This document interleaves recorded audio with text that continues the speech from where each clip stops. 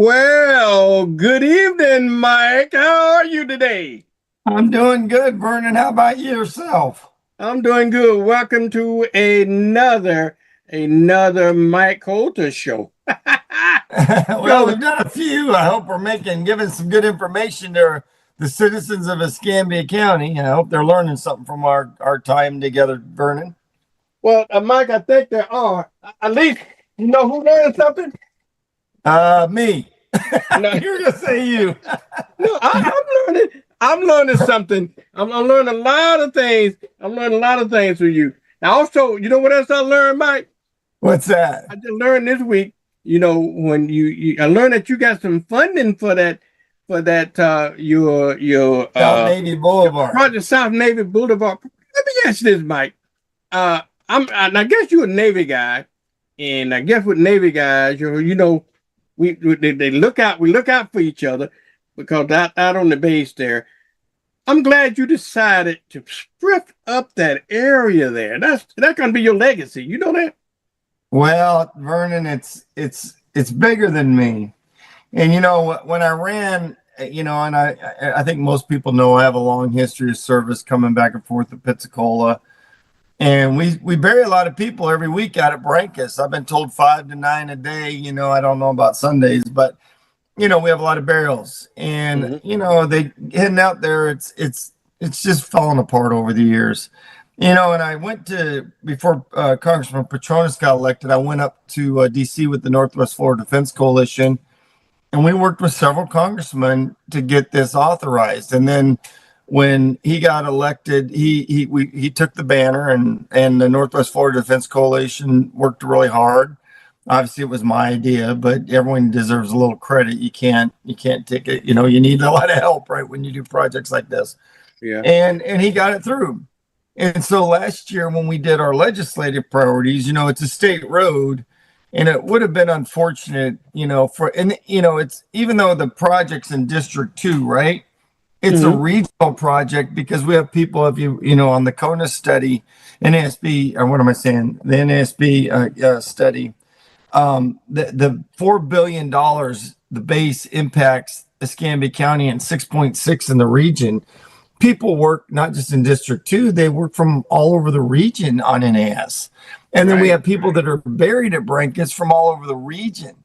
So it's a sense of pride that, that I think that it has enormous support. I was worried, that the governor could potentially veto it, but no, I want to thank him, Representative Manny, for carrying the water, Senator Gates.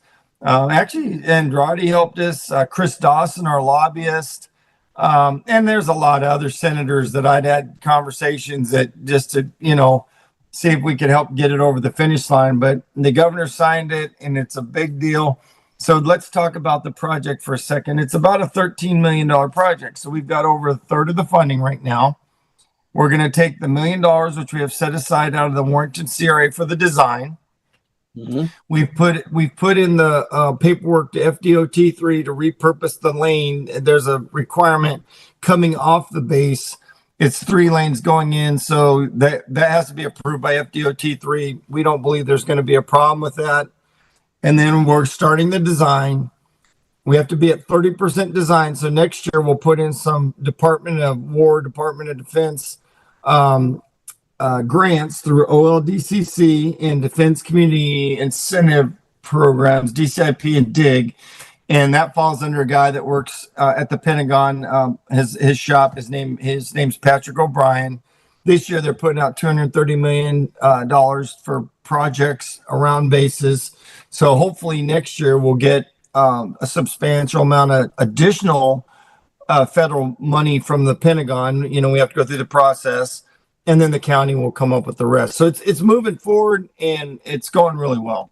And I can't be thankful enough for the county staff and Steve Opalinick and the base CEO are very grateful for this project. And it's going to happen. If I get reelected, it looks like it's. Oh, and the other thing I wanted to tell you, Vernon, this was HDR did the study, right? For this program, it was the most popular project they ever did in Escambia County.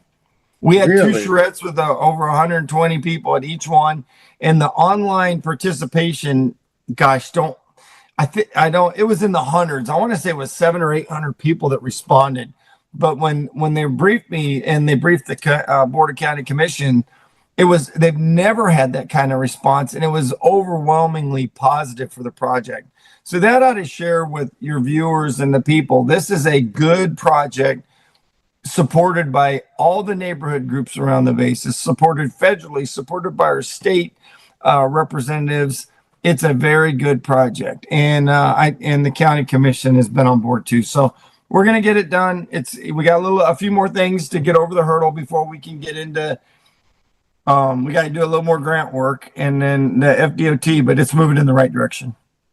When do you project groundbreaking?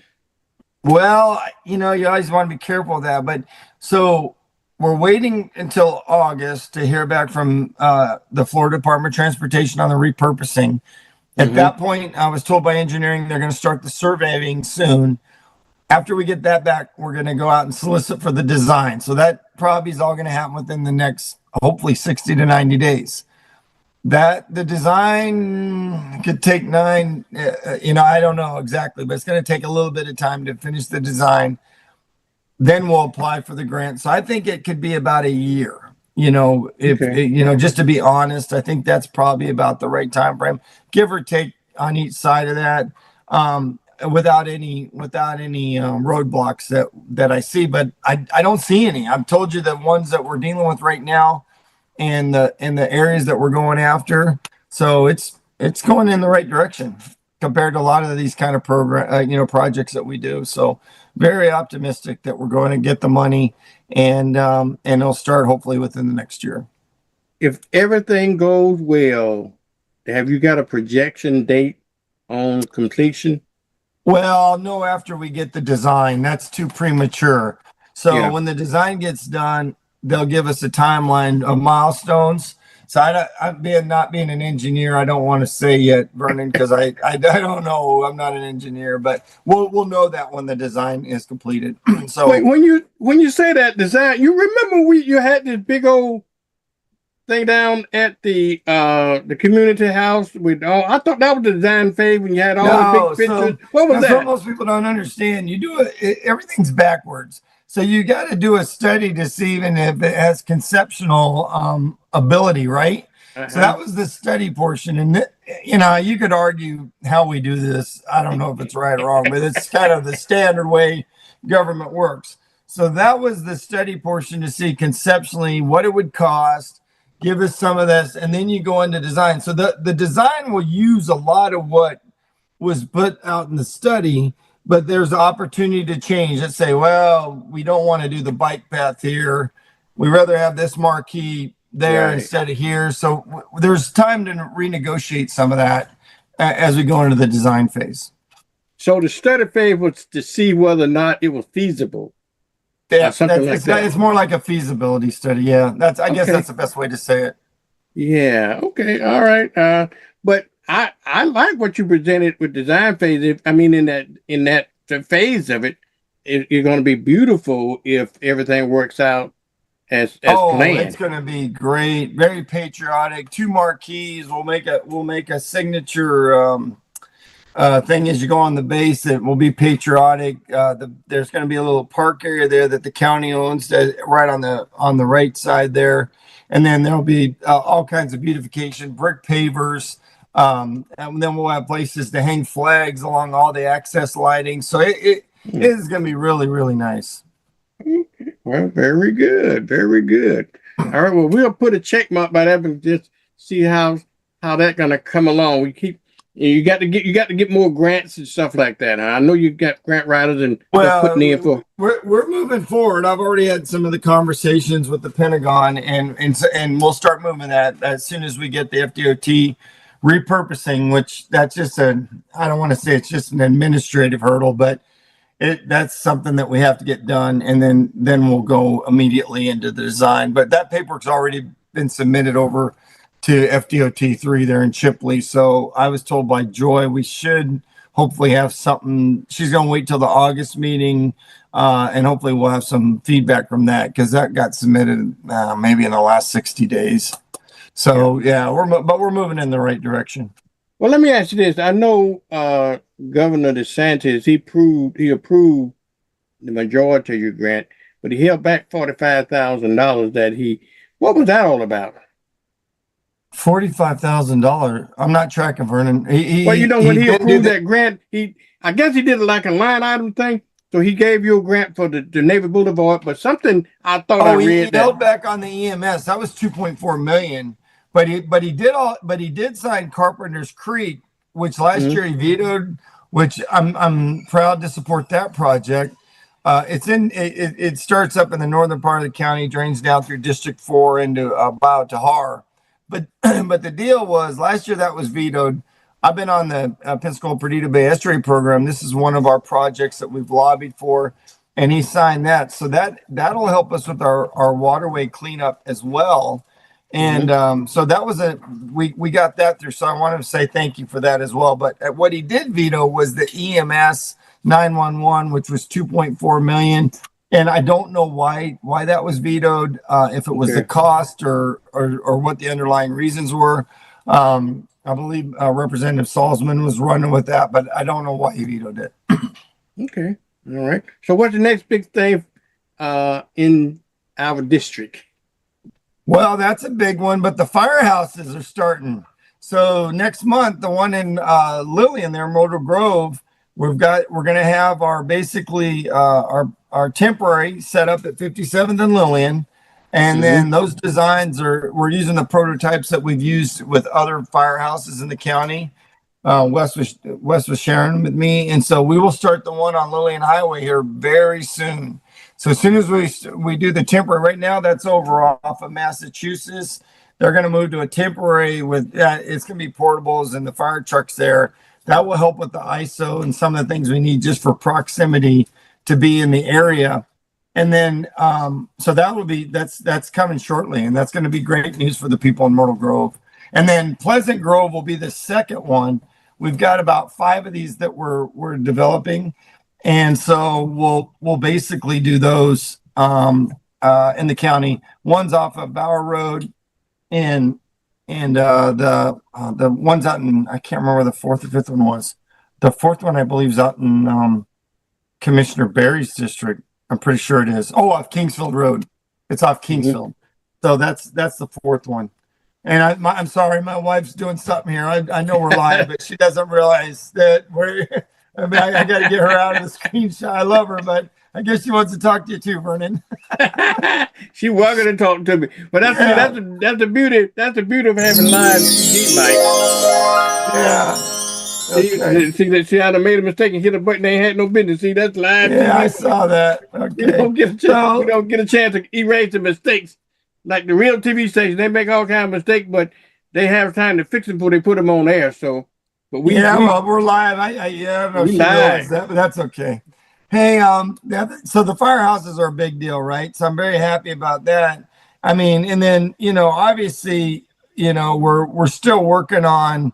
Well, we have the money that we're cleaning up a little bit of Bayou Chico. That was a $10 million basically hot sediment, but we need a lot more money to clean that up. I'll probably next year, hopefully the board will agree, and I'm going to reach out to the city to see if they would consider putting that as their legislative priority, because we split that with the city and the county, and that waterway needs a lot more attention. It's getting some. We're seeing some some progress there. We had bought some land over there off Old Coreyfield Road that basically it leaches it down into the Jackson's Pond, kind of gets some of the sediments out, and then that will drain down into Bayou Chico. And we're seeing some new salt, sea grasses and even some shrimping and stuff like that come in, which is good, but still needs a little bit of work. Oh, and you may not know this unless you've been on Brankus, but Suburban Lodge, the hotel that's been blight, they've started cleaning that up in the last 2 weeks. So I know a lot of people. I haven't been over that way lately. Well, if you drive by, they've cleaned up all the shrubbery. They've started to work on it. I think I don't know if I shared this on a previous show, but there was a developer out of Fort Walton. I don't remember his name, but they got a very substantial loan and has started to clean it up. And if they weren't going to by December, then they were going to have to pay the fines and we were going to abate it. But it looks they're moving forward. So I'm very, very happy with that. The other thing I wanted to share with you that got passed in the legislative session, and I don't know if a lot of people know this. I'm not a boater, but House Bill 1103 was the derelict vessel bill. And Robert Turpin and Chips and Tim and the folks at the Marine Advisory Committee and BioChico, they all we worked together to change that bill. Right now, you could have a derelict vessel out there basically forever, because they have to cite it. And they have, I think it was 45 days. There was only two different policing agencies. One was the sheriff and FWC. And this affects the whole state. So when I'd say probably as my time as a commissioner now, we've probably pulled out at least 15 derelict vessels between Bio Grande and BioChico. And we get state grants usually from that through FWC because a lot of them are just abandoned and then they go to the salvage yard. But that will help us when we have a derelict vessel to get it out of the water sooner. And the best way I can explain it to people is imagine you're going home and there's an 18-wheeler sitting on the road going into your house and it's just stuck there for 45 days. We wouldn't allow that. And so that law needed to be changed with the state waterways, and they did it. And it came from Escambia County. And I'm glad the legislature, and we had a lot of help with FAC on that, the Florida Association of Counties. But that was a big leap in the right direction to clean up our waterways. You cannot hold the owners of those vessels accountable like you do. A lot of times, believe it or not, they scrape off the boat thing. You wouldn't believe all the tricks that happen. People just don't want the boats anymore, and they're not tagged, and sometimes they don't pump out their waste. And I've heard stuff I didn't even know about boating because I don't have a boat, but I was like, wow, I didn't even realize it. But for a lot of people that are boaters or care about water quality, which I do, then that's a big deal. And because our waterways, been living in Florida, man, if you're a fisherman, just a basic fisherman, off the bank or in a boat, or you like to eat fish, you want to have fresh fish that isn't contaminated, right? Yeah. So it's a big deal for anyone that just wants cleaner waterways. So I think I was really happy about that. Legislation. You would think, though, Mike. I would thinking if it's just like court enforcement.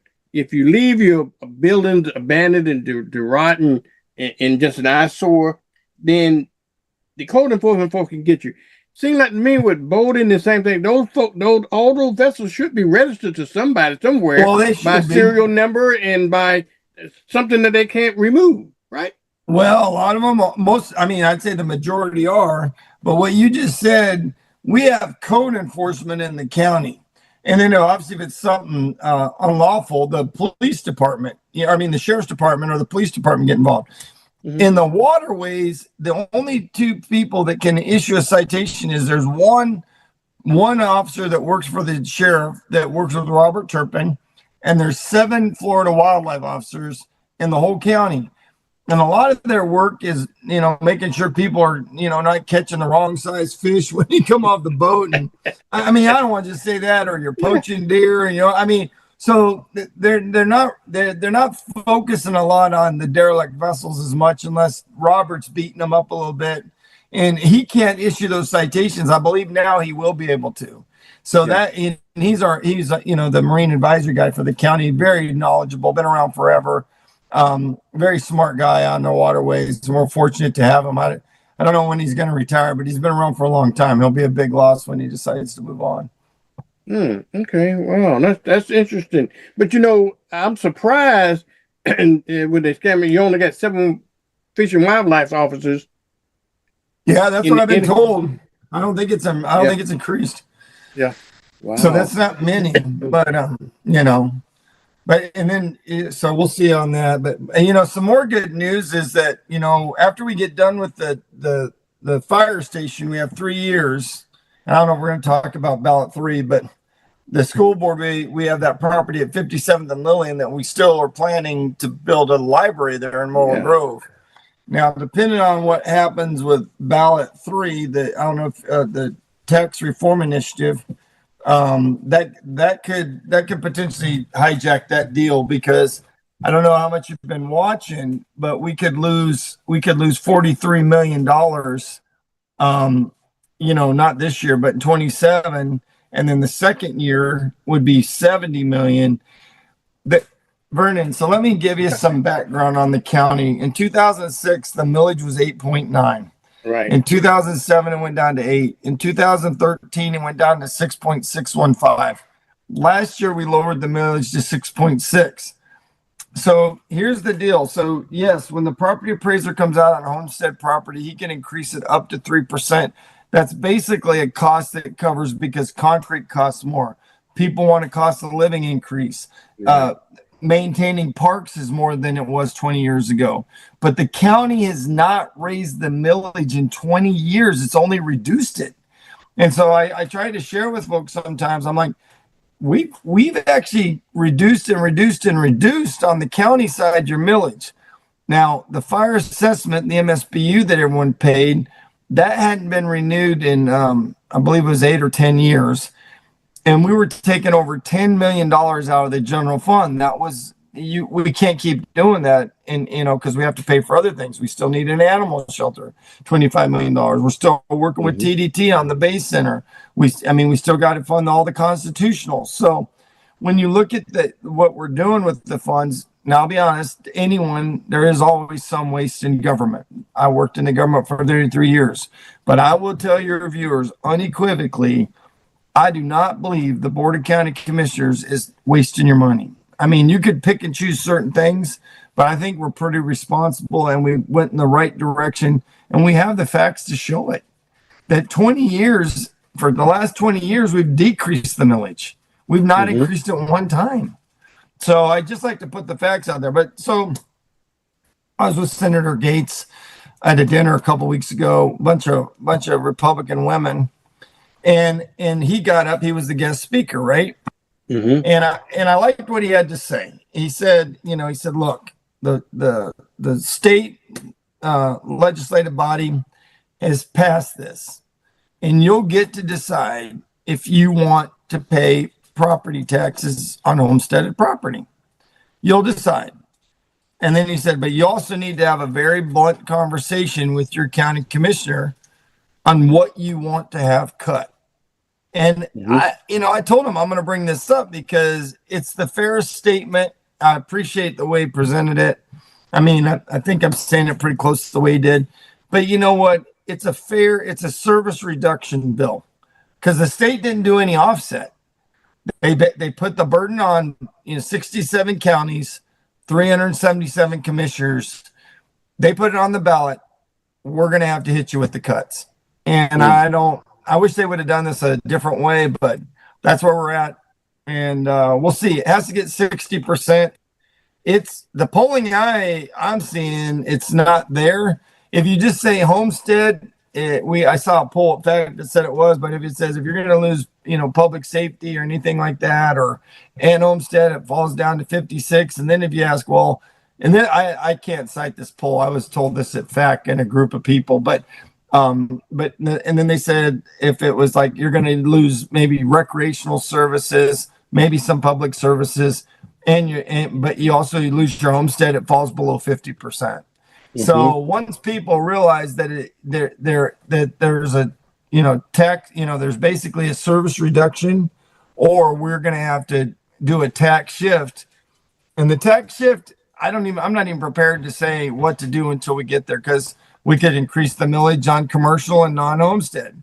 We could increase fees. We could do MSTUs like they do at the sheriff's department. I don't know where we're going to go, because but it's going to be a very serious and frank conversation that and some of this stuff we are mandated by the state to pay.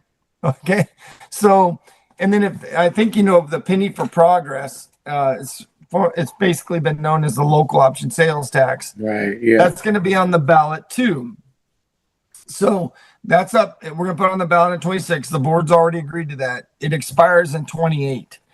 If that didn't pass, that would cut another 70 plus $1 million that basically goes for infrastructure projects in the county. For example, we don't have a stormwater assessment. Some of the things that we were paying for with fire trucks and all that, because we didn't have an increase in MSBU. We did that. So we're doing good on fire because we hadn't really done a lot of firehouses, what we needed to do. So we're good on fire because that's a non-ad valorem. But the thing is, but other areas of the county, there could be some other issues. So I'm just trying to give you all the information. The voters are going to have to look at these things, and they're tough decisions because no one wants to pay more taxes. I don't either. But I also want to live in a community where the roads are paved, kids can go to the parks. We take care of our most needy.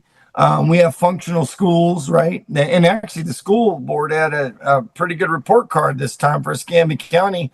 Paul Fitzko told me it's the first time ever they'd been rated an A school. So that's big kudos for all the teachers and principals out there that are working real hard to improve those grades. I know a lot of people are happy about that. I see Governor DeSantis also making an initiative that they're trying to improve the teachers' pay as well. And I think that's a good thing.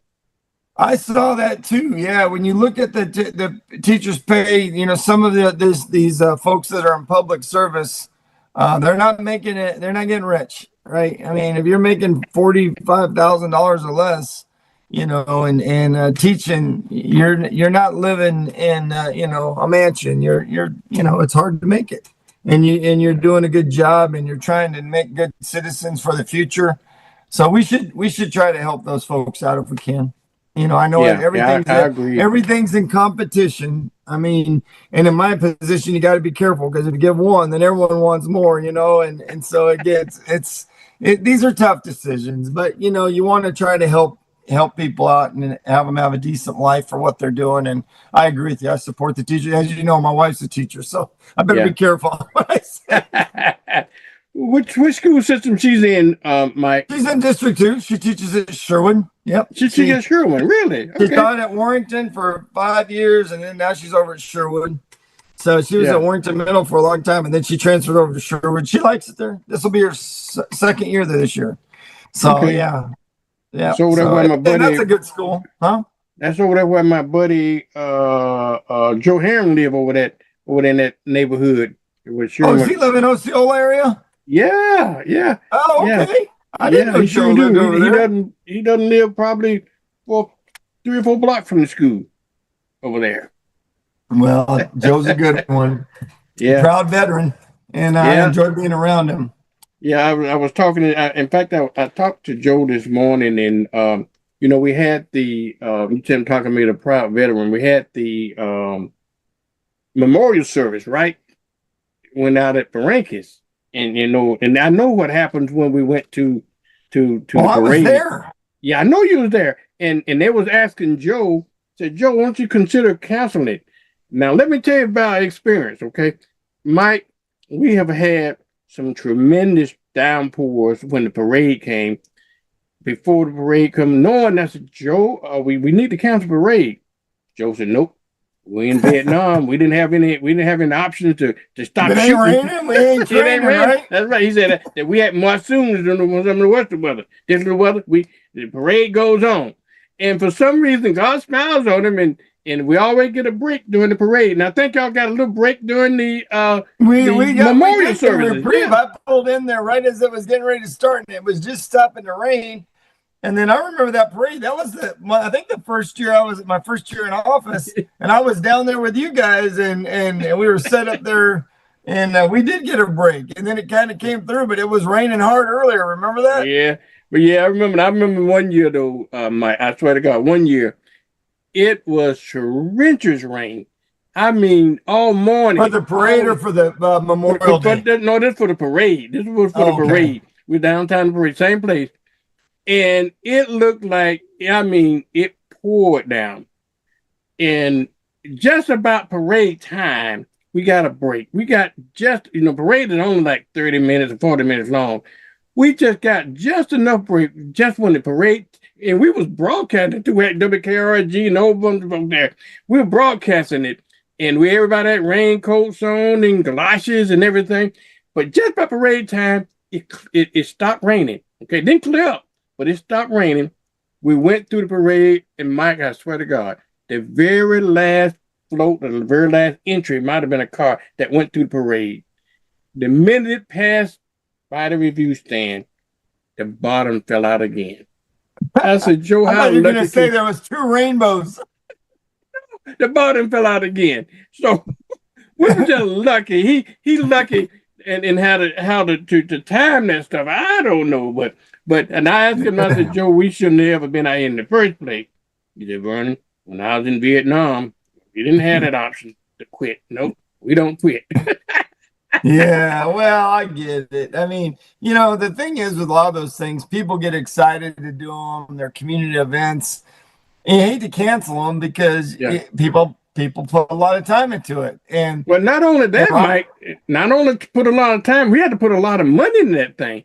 And some of that money is non-cancelable, non-refundable money. Yep, So I guess that would have had Joe sweating bullets.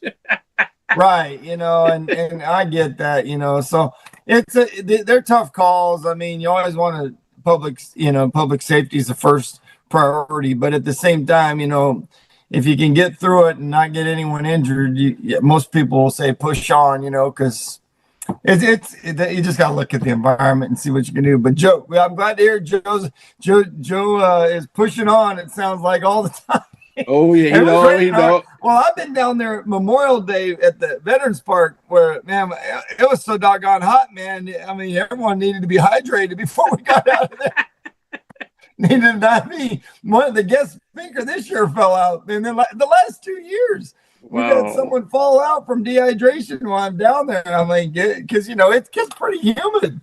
I know. But you know, he was a little bit older. He was a Medal of Honor. But he got through his thing and sat down, and he was dehydrated. Wow. But yeah, you know, the heat, the rain, you know, even once in a while we get snow, man. I remember that 2 years ago. Never seen anything like that in my life here. That was crazy. I have been, with the exception of one place I've been in my life. I lived up north. I lived in Cleveland for a little while. And I got a chance to see a little bit of snow up there for a little bit. And I've been around the country a little bit and into snow, Mike, but I've never seen any snow like we had a couple of years ago, except for one time. I got to go to Colorado Springs one time, and we got there, Mike. I'm telling you, I don't know what year was this, but when I got there, I never seen snow as deep. They had it was in October, okay, as a early snowstorm. It wasn't even expected. And we got there, that snow was hip deep, okay? I never seen snow like that in all my life. In fact, we got there just in time, but we couldn't do anything because everything was shut down as that snow was doing. I said, never seen so much snow. No, I didn't go out. No, I stayed inside. No, I grew up in Colorado before I joined the Navy, so I'm very familiar with snow. But I've never seen that snow here like that.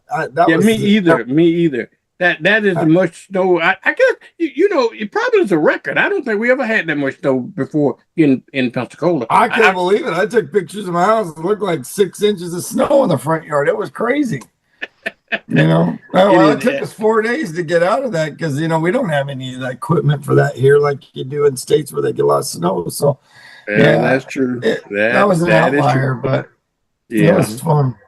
Mike, all of the things. Go ahead. You got some other thing. I know. I was thinking about, you know, these 4 years went by mighty quick, Mike. You know, you remember that? It's just I can't believe that. But you know, but you accomplished so much in that 4 years. Did you ever expect to being new to the board? That was your first time being elected there, right? And, I was in the Navy. I'd never been in elected office. How did you get so much accomplished being new? I think, Vernon, that goes back to my jobs of previous 15 years in the Navy. You know, after I started getting Divo, department head, director, OIC jobs, you're managing a lot of things, lots of money. You're dealing with all kinds of people issues, both good and bad, people going through divorce, people, having family members die, giving people awards, Yeah. going through a budget and dealing with every department. So, those skills you learn with just having different jobs, and that. And so I'd had over a decade of executive experience, working with lots and lots of people. My last job as Exo Matsi was over 750 employees, 6 detachments around the country, 122 million dollar budget. I mean, it was a big command. 8 detachments under NIST with water survival training. There wasn't a day that went by you didn't have something going on with a facility or a person or something, or having to get fit reps done or evals done or award boards done or,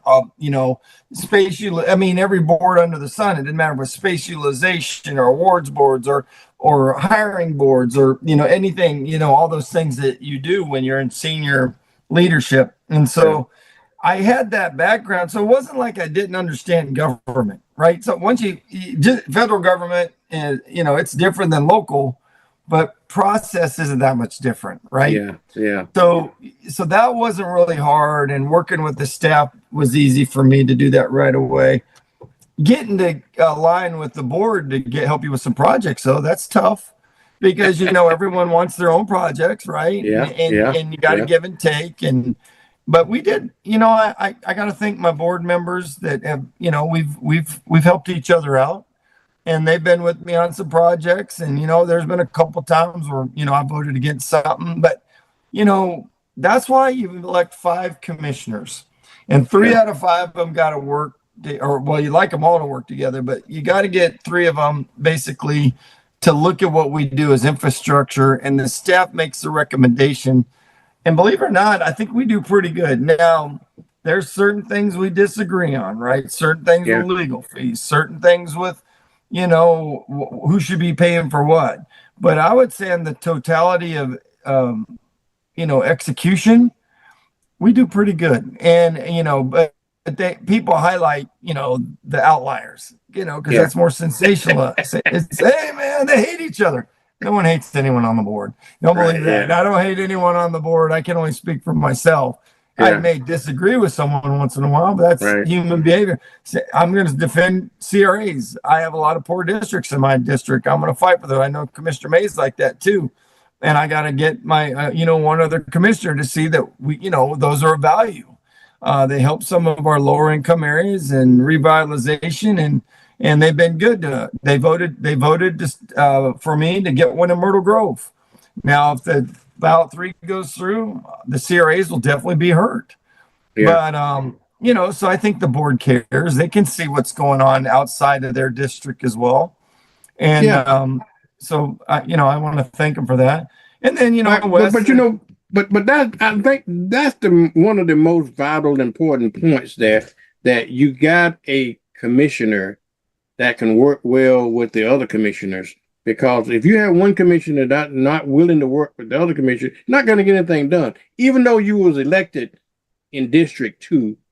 But still, you represent the entire county as a whole, okay? Because you got the county interest as well. I know you got your own little pet peeve for your district, but you just don't just make decisions only for your district. When you vote on projects, you vote for the project for the whole good of the community. And it's great to know that whether or not you agree or disagree with one another, that y'all are civil and you can at least make decisions.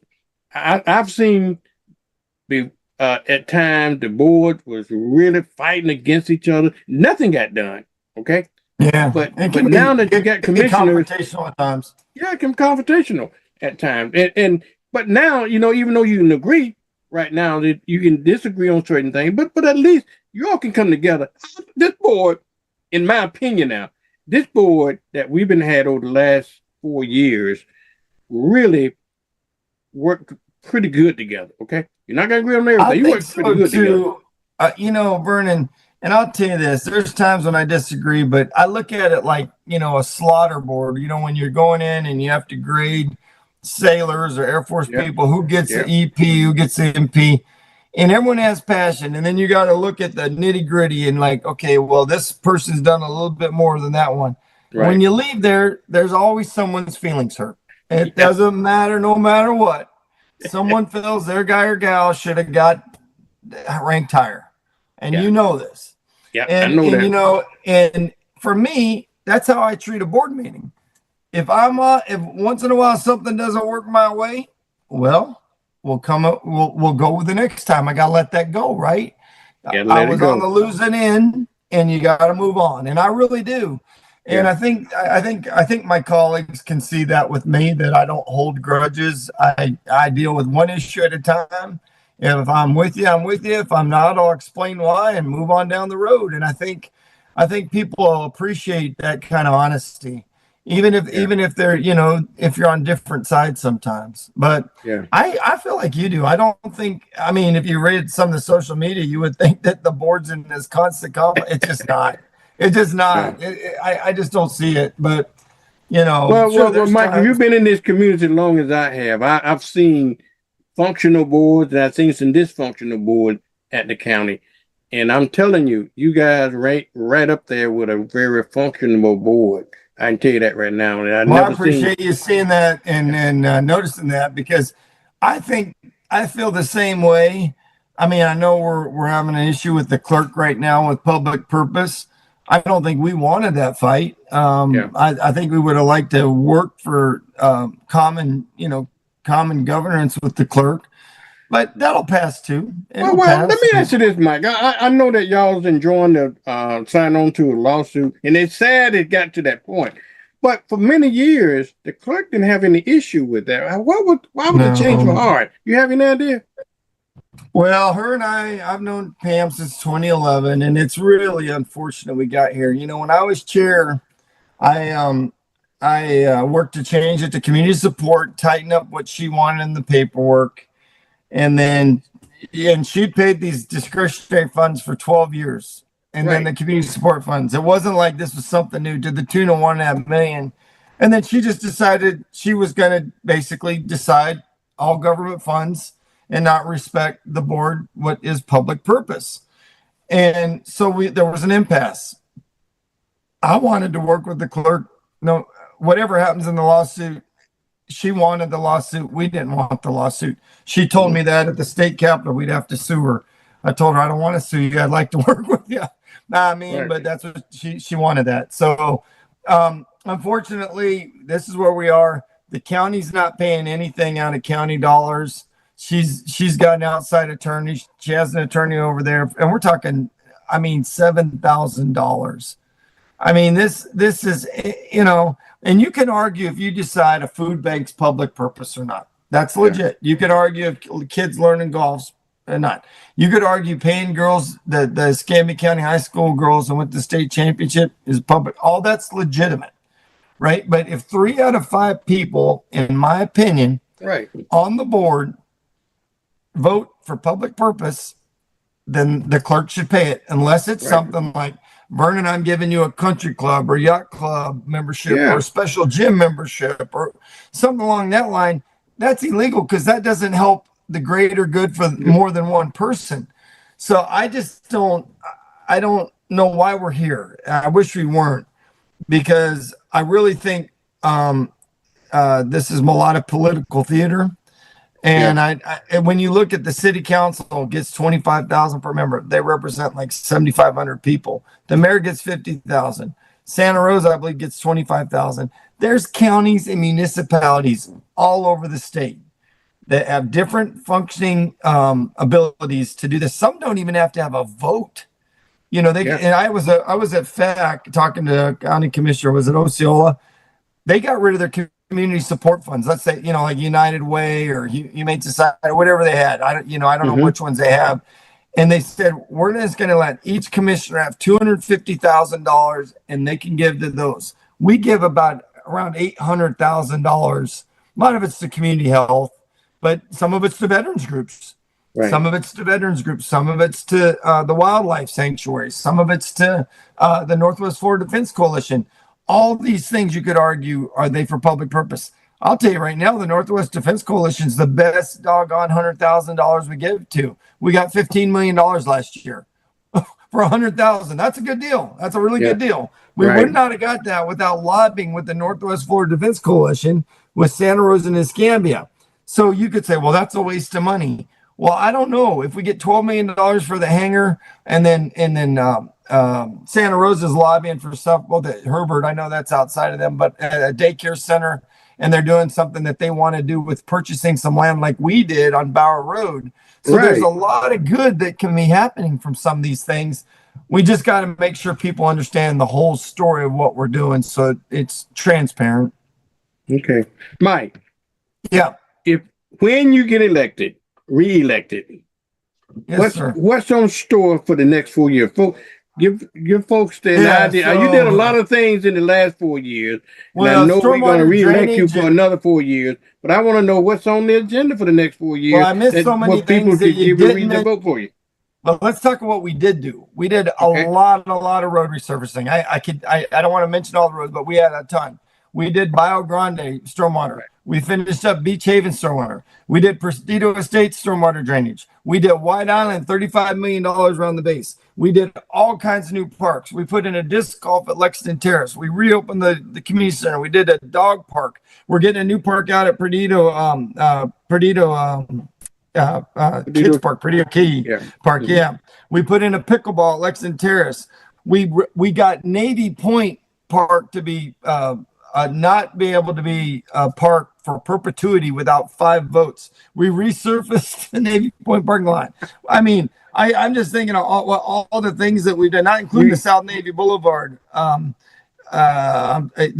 We've done a lot, but don't forget you put new equipment in my little park in my neighborhood. Oh yeah, we've done. I can't even mention them all. We did it at Era Vista. We did it at Lakewood. We did it at Lexington Terrace. We're doing Perdido Key and your park. And I know I'm missing some, but we've done a lot of stuff with parks. And then, the other thing is, so what do you want to do? Okay, we already got the things in to get the firehouses. I want to see those finished, right? They're moving forward. I'd love to see the library come in. South Navy Boulevard's moving in the right direction. If I get reelected, all 4 of those things should happen. Unless the ballot reform, that could affect the library. I gotta be honest. I would love to see Gulf Beach Highway from Navy all the way to Theo Bars Bridge be done. I believe we will get from Theo Bars down to Blue Angel Sorrento. The rest of that road is ranked 14th and 15th. It'll be close, depending on how many projects. That'll be on the low end of my priorities, but that'll be there. I'd like to see more money go into BioChico for remediation, okay, because we need to clean that up. And that's a good start, and those are probably 5 priorities that I'd like to get done. I think I can get 4 of them done if I get reelected. I think you will get them done, Mike. You a can-do kind of a person. I think you will get them done once you get reelected again. But let me ask you this question. I've been intending to ask you this. You were a Navy man all of your life. Before you got into politics, was politics anywhere on your agenda? No, man. I didn't come from a political family. I had half the family was Democrat on my mom's side. My mom was an independent. My dad was a Republican. My great grandmother and grandmother were Republican. But we never talked politics. It was so weird. I really don't know how when I got an officer commission, you went to officer indoctrination school, and this was back when I was like 22. They said, "Oh, you got to read the paper and know what's going on in politics." Like any, and I delivered papers as a kid, so I started taking an interest just in issues, right, that I never really had before. And I like to read. I used to love to read the paper, right? When you open it up, now everything's online, but I used to love reading the paper. No one reads the paper hardly anymore like that. But I used to love reading that paper, and I folded them. I'd always have that ink on my hands as a kid. And and then when I went to OIS, I'd get a paper several times a week or read what was around, and I just tried to see what was going on in the area, right? And then eventually things would trigger your brain like, oh, that's great, or oh, that's terrible. Why'd they do that? And I think all of a sudden I started saying, well, who does this? I mean, I could solve this problem here, or I could figure this out with the right people. And and that didn't happen overnight, Vernon. There was no epiphany that said, hey, today I want to be a politician. That was never how this happened. But I think as I got more senior and the bigger assignments in the Navy, and then I got involved in watching politics at the local politic part, the Republican Party. But I have problems with a little bit of everything. I want to be careful because some people will be offended no matter what you say. But I don't know if I like super majorities. I'm not sure the best bills come out of those. I lean conservative, obviously, that. But the thing is, I think that we need to have more common sense people that care about each other and that will work with each other. And I really believe that. And the people I represent, I have the most diverse district out of all the commissioners. I have the least amount. Yeah. I mean, when you look on political affiliation, Lumen has more Democrats, right? Yeah. I have about 6,000 more Republicans, but when you add the Democrats, the MPAs, and others, there are more of them. I'm the only commissioner that has more of them than everyone else. And so there is a majority Republicans. There is a majority, but compared to the rest of the commissions, like 3 of them have super majority Republicans, especially 1 in 5. District 4 has about 10,000, I think it is more. Lumen has about, he's the second. He has about 9,000 more Democrats in his district. But I understand what I represent. I know the diversity of having both lower income neighborhoods and then having middle income neighborhoods and then having higher income neighborhoods like down at Aragon and some of this. So when you represent someone, you should really represent everyone, no matter where they are. And I always told people, I don't care what I was walking in Brownsville today. I had 2 people come to their door with guns. They told me I should be walking. I said, look, I'm your county good. And they were nice. But I said, I ain't worried about that. They thanked me for coming to their door. Charles was with me, but they were surprised. They said, I've never probably when they got the gun because they saw Charles with you. Charles looked like a criminal. So Charles is the threat. Oh no, he's my buddy. Well, that's my buddy Charles. I can't say that. I can say that about him because we are buddies. No, you can ask him. I told him that guy's packing a 9mm, and then another lady had one at her door. And I mean, I said, I get it. Yeah, you want to protect yourself, and they were glad. But I've had multiple people. But I like to walk doors, and I've had people say, especially this time, because I'm getting away. I'm over 3,600 doors I've hit this time already. Wow. And people said, I have never had a commissioner come to my door or any elected official, and you've been here twice. And I said, well, I try, but I can't hit every door. I can't hit every door, but I hit a lot. But I think that's the right approach. And I think that if politicians want people to vote, they need to ask for them. Sometimes people just take people's vote for granted. And sometimes the only thing you got to do is ask for it, and people will glad to vote for you. Just to ask for the vote and appreciate it. Yeah. Vernon, when I usually ask them, I introduce who I am, and I said, look, is there anything I can help you with? And a lot of people say, I don't even know what you do, but I've heard about you and I like you, or, I haven't had a handful of people upset with me. And the ones that are, it's usually because like Gulf Beach Highway, and I have to explain the TPO. And then after they understand the process, they're like, okay, they look at it differently, right? When you have the facts, when you're armed with facts. Doesn't mean that they're not upset about it. But I tell them, you could fire me today, and that would not change the way this process is. Yeah. Because it's a state road. It's not like a county road or a park or a pothole or something like that. Yeah. But so I feel pretty good that that I don't have a lot of haters in my district, because I've hit enough doors and I just don't have it, So I'm grateful that it seems that most of the people in my district are happy. I put up a lot of yard signs. You've probably seen yard signs, road signs, and billboards everywhere. Yeah. Oh, we're talking hundreds and hundreds. I don't know if I'll put up quite as many this time. I'm over 900 yard signs already though, which is a lot. Do you guys? I hadn't seen a lot. You had to name names, but you got a competitor Are you gonna? Are you just waiting to the? Well, I are you I waiting got to the one general election? Republican and one Democrat. The Republican, he's gonna say he lives in Escambia County. I don't really like giving him a lot of airtime, but he homesteads in Gulf Breeze. He closed down an apartment over off Fairfield, but he doesn't live there. He lives on the water in Gulf Breeze, and I think a lot of people are on to that. But Yeah. and he's got to decide what he runs on roads and smears me, but that's politics. That's what politics Oh yeah, is. yeah. That's part. That's part of the game. Yeah, I don't. Yeah, I'd rather not get into that. I rather just focus on what I need to do for District 2 and the people and do that. And then I've only had one debate with Matthias, the Democrat, and I don't know him that well. He's a decent. He seems nice enough to me. Yeah. As a person, I just don't know what he's running on. We had one Yeah. debate, and I'm sure if I win the primary, we'll do some more debates. But Yeah. you may want to reach out to him and see his side, Vernon. But here's the thing: we need to be cordial, respectful, and tell the truth. Tell the Right. truth. Tell the truth. Right.